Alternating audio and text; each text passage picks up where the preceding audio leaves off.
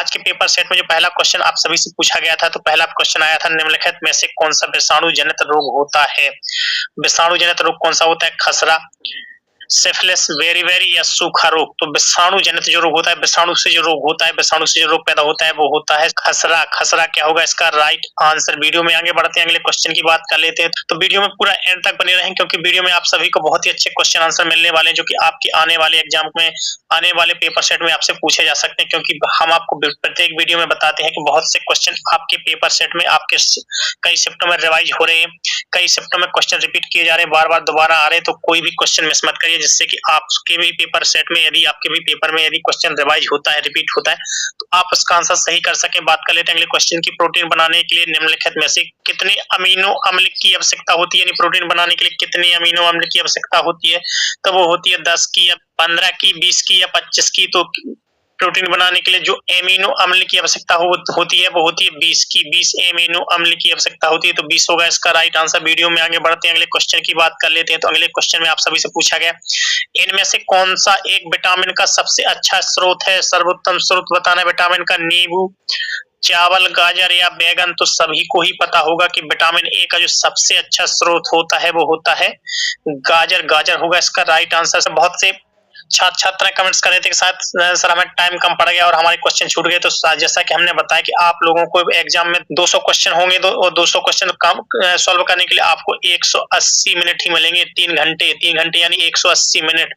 180 minute में आपको 200 question complete करने हैं, तो उसके लिए आपको 40 से 45 सेकंड ही एक क्वेश्चन के लिए मिलेंगे। तो आप अच्छे से तैयारी करिए, ताकि आपसे यदि कोई भी क्वेश्चन रिपीट कर लिया जाता है, कोई भी क्वेश्चन रिवाइज कर लिया जाता है, तो उसका आपसे तुरंत आंसर दे सकें। तो बात कर लेते हैं अगले क्वेश्चन की। अगले क्वेश्चन में पूछ लिया गया था कि इनमें से कौन सा पदार्थ मानव शरीर में ईंधन का काम करता है? जल, विटामिन, कार्बोहाइड्रेट या प्रोटीन? तो इनमें से वो कौन सा पदार्थ है जो मानव शरीर में ईंधन का कार्य करता है? तो मानव शरीर में जो ईंधन का कार्य करता है वो करता है कार्बोहाइड्रेट। तो कार्बोहाइड्रेट क्या होगा इसका राइट आंसर? तो अब क्वेश्चन कोई भी मिस मत करिए, इसलिए हम आपसे बोलते हैं कोई भी क्वेश्चन, कोई भी वीडियो मिस मत करिए। और आगे के वीडियो, आगे के क्वेश्चन आंसर, आगे के पेपर सेट प्राप्त करने के लिए अपने चैनल को सब्सक्राइब जरूर कर लीजिए। साथियों, question answer, video, paper set आप सभी को कैसे लग रहे हैं कमेंट्स करके जरूर बताइए। बात कर लेते हैं अगले क्वेश्चन की। पेलाग्रा किसकी कमी के कारण होता है? राइबोफ्लेविन, एस्कॉर्बिक एसिड, नियासिन या फोलिक एसिड? तो पेलाग्रा जो कम होता है दोस्तों वो होता है नियासिन की कमी के कारण। तो नियासिन क्या होगा इसका राइट आंसर दोस्तों। तो कोई भी क्वेश्चन, कोई भी वीडियो मिस मत करिए, क्योंकि अभी तक जो पेपर हुए हैं आप सभी के, उनमें कम से कम 25 से 30 क्वेश्चन ऐसे हैं जो रिपीट कर लिए गए हैं, रिवाइज कर लिए गए हैं, दोबारा पूछ लिए गए हैं। तो कोई भी क्वेश्चन, कोई भी वीडियो मिस मत करिए। बात कर लेते हैं क्वेश्चन की। इनमें से किसकी कमी से एनीमिया रोग होता है? जस्ता, आयोडीन, कैल्शियम या लोहा? तो इनमें से किसकी कमी के कारण एनीमिया रोग होता है? तो एनीमिया जो रोग होता है वो किसकी कमी से होता है? तो वो होता है लोहा की कमी से। तो लोहा होगा इसका राइट आंसर। अगले क्वेश्चन की तरफ बढ़ते हैं। तो अपनी नोटबुक लेके बैठ जाइए और टेस्ट करते जाइए अपने आप को कि आपके कितने क्वेश्चन सही हो रहे हैं, कितने क्वेश्चन गलत हो रहे हैं, आपकी तैयारी कितनी हो चुकी है। क्योंकि पेपर सभी के स्टार्ट हो चुके हैं, कुछ लोगों के पेपर हो चुके हैं, कुछ लोगों के पेपर आने ही वाले, जिन लोगों के पेपर होने वाले, उन सभी को अपनी तैयारी बेहतर करने के लिए क्वेश्चन आंसर पूरे कंप्लीट करिए। बात कर लेते हैं अगले क्वेश्चन की। मादा क्यूलेक्स मच्छर किस रोग की वाहक है? जो मादा क्यूलेक्स मच्छर होता है उसके काटने से कौन सा रोग होता है? फाइलेरिया, रिंग वर्म या दांत मलेरिया या इनमें से कोई नहीं? तो जो मादा क्यूलेक्स मच्छर है उसके काटने से होता है वो होता है फाइलेरिया। फाइलेरिया क्या होगा इसका राइट आंसर। बढ़ते वीडियो में आगे बात कर लेते हैं अगले क्वेश्चन की। तो अगले क्वेश्चन पूछ लिया गया, इनमें से कौन सा विटामिन प्रतिरक्षा प्रदान करता है? Vitamin A, vitamin C, vitamin K या विटामिन ई? तो इनमें से वह कौन सा विटामिन है जो प्रतिरक्षा प्रदान करता है? तो वह विटामिन होता है विटामिन ए। विटामिन ए क्या होगा इसका राइट आंसर। अगले क्वेश्चन में आप सभी से पूछ लिया गया, निम्नलिखित में से किस विटामिन की कमी के कारण मसूड़ों में रक्त आता है और दांत हिलने लगते हैं? तो किस विटामिन की कमी के कारण मसूड़ों में रक्त आता है और दांत हिलने लगते हैं? Vitamin A, vitamin C, vitamin D या विटामिन बी? तो वो आता है विटामिन सी की कमी के कारण। तो विटामिन सी होगा इसका राइट आंसर। वीडियो में आगे अगले क्वेश्चन की बात कर लेते हैं। तो अगले क्वेश्चन का डिस्क्रिप्शन करते हैं आपके साथ। तो अगले क्वेश्चन की जानकारी देते हैं आपको, जो कि कंप्यूटर से पूछ लिया गया कि कंप्यूटर उपकरण को क्या कहते हैं? जो कंप्यूटर उपकरण होते हैं जैसे माउस, कीबोर्ड, प्रिंटर, ये सब चीजें जो कंप्यूटर के डिवाइस होते हैं, कंप्यूटर के उपकरण होते हैं, उन्हें क्या कहते हैं? हार्डवेयर, बाइट, सॉफ्टवेयर या माउस? जो कंप्यूटर के उपकरण होते हैं तो कंप्यूटर के उपकरण को कहते हैं हार्डवेयर। हार्डवेयर क्या होगा इसका राइट आंसर। इसी क्वेश्चन को दूसरे तरीके से भी पूछा जा सकता है कि कंप्यूटर के जो उपकरण होते हैं जिन्हें हम छूकर महसूस कर सकते हैं उन्हें क्या कहते हैं, तो वो उसका भी राइट आंसर क्या होगा साथियों, हार्डवेयर ही होगा। बात कर लेते हैं अगले क्वेश्चन की। तो अगले क्वेश्चन में पूछ लिया गया जो कि आपका कंप्यूटर से ही पूछ लिया गया कि उस हार्डवेयर के लिए प्रयुक्त सामान्य शब्द कौन सा है जो जरूरी नहीं है कि कंप्यूटर के मूल कार्य के लिए हो बल्कि बाहर से जुड़ा हो। आइकन, बेट, कीबोर्ड या पेरिफेरल्स, तो वो होता है पेरिफेरल। पेरिफेरल क्या होगा इसका राइट आंसर। वीडियो में आगे बढ़ते हैं अगले क्वेश्चन की तरफ। तो अगले क्वेश्चन की जानकारी देते हैं आप, अगले क्वेश्चन का डिस्कशन करते हैं आपके साथ। सिस्टम के में प्रोग्राम या इंस्ट्रक्शन होते हैं, पेरिफेरल, आइकन, सॉफ्टवेयर या इंफॉर्मेशन। तो सिस्टम में जो दोस्तों प्रोग्राम या इंस्ट्रक्शंस होते हैं वो क्या होते हैं, तो वो होते हैं इन सॉफ्टवेयर। सॉफ्टवेयर क्या होगा इसका राइट आंसर। वीडियो में आगे अगले क्वेश्चन की जानकारी देते हैं। अगले क्वेश्चन का डिस्कशन करते हैं आपके साथ जो कि आपसे एग्जाम में पूछ लिया गया। निम्नलिखित में से किस तकनीक में डेटा ट्रांसफर करने के लिए सोर्स डिवाइस और डेस्टिनेशन डिवाइस का लाइन ऑफ साइट में होना आवश्यक है? लैन में, ब्लूटूथ में, बैन में या इंफ्रारेड में? तो वो होता है इंफ्रारेड में। इंफ्रारेड क्या होगा इसका राइट आंसर। अगले क्वेश्चन की तरफ बढ़ते हैं। तो अगले क्वेश्चन की जानकारी देते हैं आपको। तो अगले क्वेश्चन का डिस्कशन करते हैं आपके साथ। प्रथम नेटवर्क में जिससे इंटरनेट की नींव पड़ी, तो क्वेश्चन आपका रिवाइज कर लिया गया, क्वेश्चन रिपीट कर लिया क्योंकि ये क्वेश्चन हमने आपका करवा दिया था। तो वो क्या होता है ARPANET। ARPANEट क्या होता है प्रथम इंटरनेट की नींव पड़ी थी, तो ARPANEट होगा इसका राइट आंसर। अगले क्वेश्चन की तरफ बढ़ते हैं। तो अगले क्वेश्चन की जानकारी देते हैं आप सभी को जो कि आपसे एग्जाम में पूछ लिया गया कि भाषा के सबसे छोटी इकाई क्या होती है? स्वनिम, संकेत प्रयोग विज्ञान, वाक्य या रूपिम। तो जो भाषा की सबसे छोटी इकाई होती है, जो बोलने की सबसे छोटी इकाई होती है वो होती है स्वनिम। स्वनिम क्या होगा इसका राइट आंसर। अगले क्वेश्चन की तरफ बढ़ते हैं। तो अगले क्वेश्चन की जानकारी आपके साथ साझा करते हैं, अगले क्वेश्चन की जानकारी आपके साथ शेयर करते हैं जो कि आपसे एग्जाम में पूछ लिया गया कि बालिकाओं की लंबाई किस अवस्था में बालकों से अधिक होती है, यानी बालिकाओं की लंबाई किस अवस्था में बालकों से अधिक होती है? किशोरावस्था के अंत में, बाल्यावस्था में, शेषावस्था में या किशोरावस्था के प्रारंभ में? तो वो होती है बाल्यावस्था में। बाल्यावस्था क्या होगा इसका राइट आंसर। अगले क्वेश्चन की तरफ बढ़ते हैं। तो अगले क्वेश्चन की जानकारी, अगले क्वेश्चन का डिस्कशन करते हैं आपके साथ। देवा, स्वप्न एवं भाषा के कूटकर्ण की अवस्था है गर्भावस्था, बाल्यावस्था, किशोरावस्था या शेषावस्था? तो जो देवा, स्वप्न एवं भाषा के कूटकर्ण की अवस्था होती है वो होती है किशोरावस्था। किशोरावस्था क्या होगा इसका राइट आंसर। अगले क्वेश्चन की जानकारी देते हैं आप सभी को जो कि एग्जाम में आप सभी से पूछा गया है कि विकास केवल एक ओर ना होकर चारों ओर होता है, यह सिद्धांत बताता है समान प्रतिमान का, क्रमबद्धता का, सामान्य से विशिष्ट का या वर्तुलाकार का? तो वो बताता है वर्तुलाकार का। वर्तुलाकार क्या होगा इसका राइट आंसर। अगले क्वेश्चन की तरफ बढ़ते हैं। तो अगले क्वेश्चन में पूछ लिया गया कि जन्म के समय शिशु रोता है। जब भी कोई नवजात शिशु जन्म लेता है तो जन्म के समय में क्यों रोता है? भय के कारण, वातावरण के परिवर्तन के कारण, पीड़ा के कारण या भूख के कारण? तो वो रोता है वातावरण के परिवर्तन के कारण। जब भी वो है किसी माता के पेट से निकलकर बाहर आता है तो उसका वातावरण चेंज होता है, तो वह वातावरण में परिवर्तन के कारण रोता है, जो होगा उसका राइट आंसर। अगले क्वेश्चन की तरफ बढ़ते हैं। तो अगले क्वेश्चन में पूछ लिया गया कि क्लार्क और बीर्च ने नर चिंपांजी के शरीर में स्त्री हार्मोन्स प्रवेश किए, पुरुष हार्मोन्स प्रवेश किए, एक 5 वर्ष के बालक के हार्मोन्स प्रवेश कराए, उपरोक्त में से कोई नहीं? तो इसका जो राइट आंसर होगा वो होगा पुरुष हार्मोन्स प्रवेश कराए। पुरुष हार्मोन्स प्रवेश कराए, ये होगा उसका राइट आंसर। अगले क्वेश्चन की तरफ बढ़ते हैं। तो पेपर सेट के अगले क्वेश्चन की जानकारी, अगले क्वेश्चन का डिस्कशन करते हैं आपके साथ।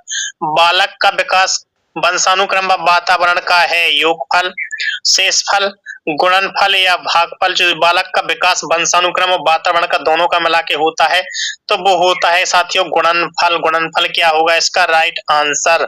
बढ़ते हैं अगले क्वेश्चन की तरफ। तो अगले क्वेश्चन की जानकारी देते हैं आपको। तो अगले क्वेश्चन में पूछा गया है आप सभी से, तो अगले क्वेश्चन का डिस्कशन करते हैं। तो क्वेश्चन आप सभी के लिए बहुत ही अच्छे आ रहे हैं, बहुत ही अच्छे क्वेश्चन पूछे जा रहे हैं, क्वेश्चन आपके बहुत रिवाइज भी किए जा रहे हैं, रिपीट भी किए जा रहे हैं। तो कोई भी क्वेश्चन, कोई भी वीडियो मिस मत करिए। जो भी दोस्त चैनल पर पहली बार विजिट कर रहे हैं, अपने चैनल पर पहली बार आ रहे हैं, तो अपने चैनल को सब्सक्राइब जरूर कर लीजिए। अगले क्वेश्चन की जानकारी देते हैं आपको को बालक के अस्थायी दांत होते हैं 25, 20, 15 या 12? तो अस्थायी दांतों की संख्या जो होती है वो होती है 20। 20 क्या होगा इसका राइट आंसर। अगले क्वेश्चन की तरफ बढ़ते हैं। तो अगले क्वेश्चन की बात कर लेते हैं। तो अगले क्वेश्चन में पूछ लिया गया आनुवांशिकता से तात्पर्य निम्नलिखित में से किससे होता है? शुक्राणु तथा अंडाणु से, डीएनए तथा आरएनए से, गुणसूत्र तथा जीन्स से, सूत्री विभाजन तथा अर्धसूत्रण से?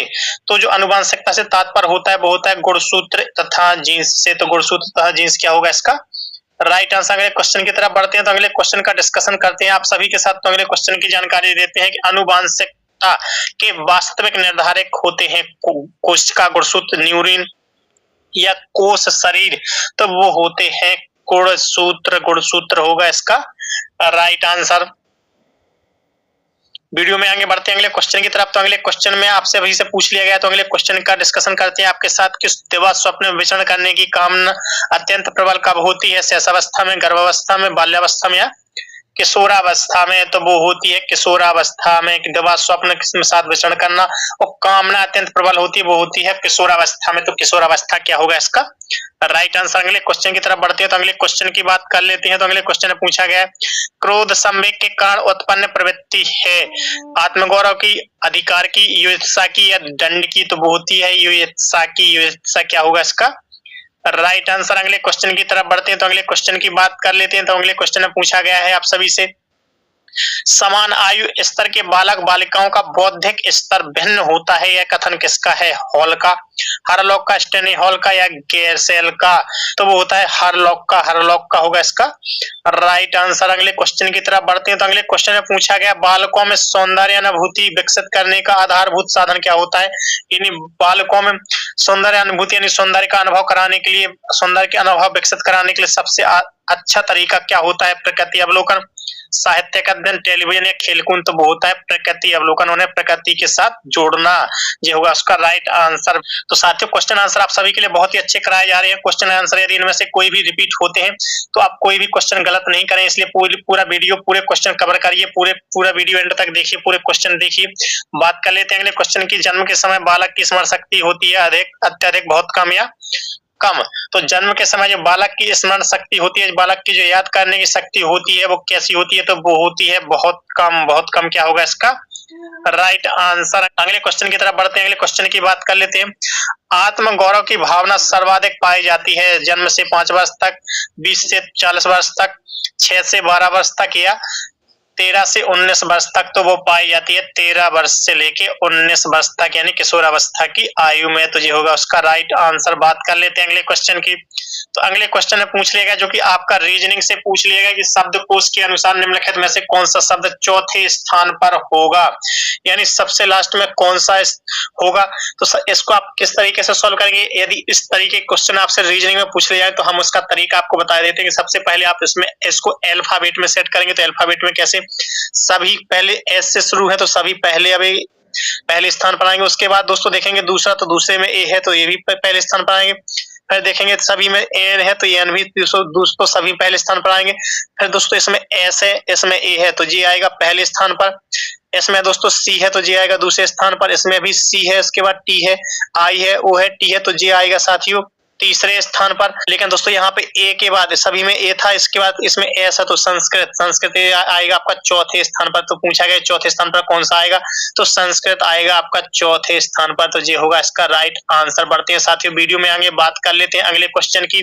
तो अगले क्वेश्चन में जो पूछ लिया गया एक बस उत्तर से आ रही है, तो साथियों इस तरीके के क्वेश्चन जब भी आए, दिशाओं वाले डायरेक्शन वाले क्वेश्चन जब भी आए तो दिशाएं ड्रॉ कर लें, ईस्ट, वेस्ट, नॉर्थ, साउथ, जैसा कि हम आपको हर वीडियो में आपको बताते हैं कि दिशाएं ड्रॉ कर लें।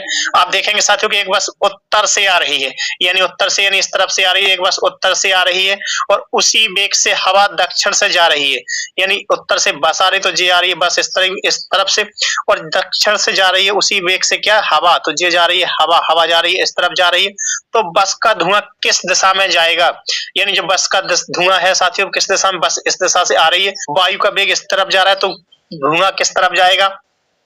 तो वो जाएगा वापस, क्योंकि आपकी दिशा हवा की दिशा इस तरफ है तो धुआं वापस उसी तरफ जाएगा उत्तर दिशा की ओर। तो उत्तर दिशा क्या होगा इसका राइट आंसर। वीडियो में आगे बढ़ते हैं अगले क्वेश्चन की बात कर लेते हैं। तो अगले क्वेश्चन पूछ लिया गया जो कि आपका फिर से रीजनिंग का क्वेश्चन और रीजनिंग का आपका दिशाओं से डायरेक्शन से ही पूछ लिया गया है। एम के दक्षिण पूर्व में है, एम के दक्षिण पूर्व, तो दक्षिण पूर्व क्या होगा? जे वाली दिशा, क्योंकि पूर्व जे होती है दक्षिण जे होती है तो दक्षिण पूर्व में है। तथा एन ए के उत्तर पूर्व में है, तथा एन ए के क्या है? उत्तर पूर्व, तो उत्तर पूर्व होगा जे वाला, क्योंकि उत्तर जे होती है तो उत्तर पूर्व में है। तो एम एन से किस दिशा में है, तो एम एन से किस दिशा में है, एम एन की होगा पश्चिम दिशा में, एम एन के किस दिशा में होगा, पश्चिम दिशा में, तो पश्चिम दिशा क्या होगा इसका राइट आंसर। वीडियो में आगे बढ़ते हैं अगले क्वेश्चन की तरफ। तो अगले क्वेश्चन की जानकारी देते हैं जो कि आपको पूछ लिया गया है। यदि उत्तर को उत्तर पूर्व कहा जाए, दक्षिण को दक्षिण पश्चिम कहा जाए, तो पूर्व को क्या कहा जाएगा, तो पूर्व को कहा जाएगा दक्षिण पूर्व। दक्षिण पूर्व क्या होगा इसका राइट आंसर। वीडियो में आगे बढ़ते हैं अगले क्वेश्चन की तरफ। तो अगले क्वेश्चन की बात कर लेते हैं। तो साथियों क्वेश्चन आप सभी को बहुत ही अच्छे कराए जा रहे हैं, प्रत्येक टॉपिक से आपको क्वेश्चन लिए जा रहे हैं, प्रत्येक टॉपिक से क्वेश्चन कवर कराए जा रहे हैं, जिससे कि आपके कोई भी क्वेश्चन कहीं से भी किसी भी टॉपिक से पूछ लिया जाए तो आपसे क्वेश्चन गलत ना हो। बात कर लेते हैं अगले क्वेश्चन की, जो कि रीजनिंग से ही पूछ लिया गया है आपका। यदि GECA को क्या कहा जाता है, 8 6 4 2, तो HFVD को क्या कहा जाएगा, तो यहाँ पे साथियों 8 जो कोड होता है वो होता है H का, और H से पहले आता है G। अब 8 कोड होता है साथियों H का, और H के बाद क्या आता है I कोड होता है 9 का। I का कितना होता है 9 कोड, तो सबसे पहले आएगा यहाँ पे 9। उसके बाद दोस्तों यहाँ पे E होता है दोस्तों 5वां, जबकि F होता है 6वां, तो 6वें का कोड है, तो एक के बाद एक प्लस करके कोड यहाँ पे लिखा गया है, तो यहाँ पे भी एक प्लस करके कोड लिखेंगे, तो यहाँ पे F के बाद होता है G का होता है 8, तो यहाँ पे आएगा 8। अब 9 और 8 किसमें, तो 9 8 9 7, तो J वाला होगा इसका राइट आंसर। बढ़ते वीडियो में आगे बात कर लेते हैं अगले क्वेश्चन की। तो अगले क्वेश्चन में पूछ लिया गया आप सभी से, जिस प्रकार रोगी का संबंध अस्पताल से होता है तो कार का संबंध किससे होता है।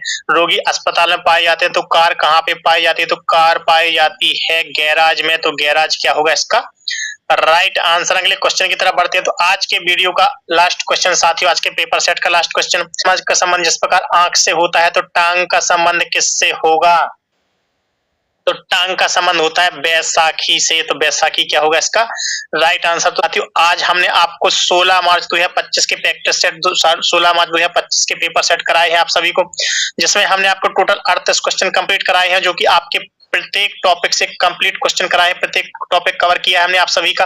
तो पेपर सेट आपको कैसा लगे, पेपर आपको कैसा लगे, क्वेश्चन आपको कैसा लगा, वीडियो यदि अच्छा लगा है तो वीडियो को दोस्तों लाइक कीजिए, वीडियो को अपने साथी मित्रों के साथ जिनका पेपर होने वाला है, जिनका पेपर है महिला बाल विकास सुपरवाइजर का, तो उनके साथ वीडियो को शेयर कर दीजिए, ताकि उन सब तक भी एक क्वेश्चन पहुंच सके, उनको भी क्वेश्चन आंसर प्राप्त हो सके। और अपने चैनल को सब्सक्राइब कर लीजिए, सब्सक्राइब करने के बाद बेल आइकन दबा दीजिए, जिससे कि आने वाले वीडियो की नोटिफिकेशन आप सभी को मिल जाया करेगी।